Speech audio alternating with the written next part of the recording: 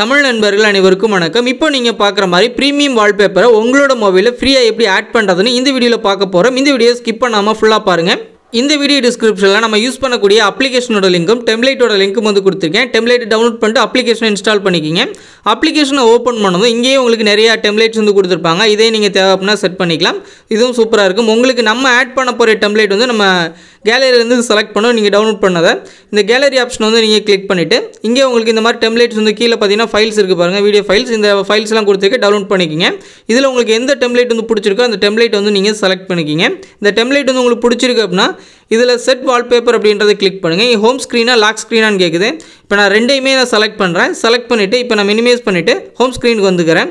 இங்கே பார்த்தீங்க அப்படின்னா உங்களுக்கு தெரியும் எந்த மாதிரி இருக்குது அப்படின்றது. இந்த மாதிரி சூப்பரான ப்ரீமியம் டெம்ப்ளேட்ஸை ஃப்ரீயாகவே இந்த அப்ளிகேஷன் மூலமாக நீங்கள் ஆட் பண்ணிக்க முடியும்.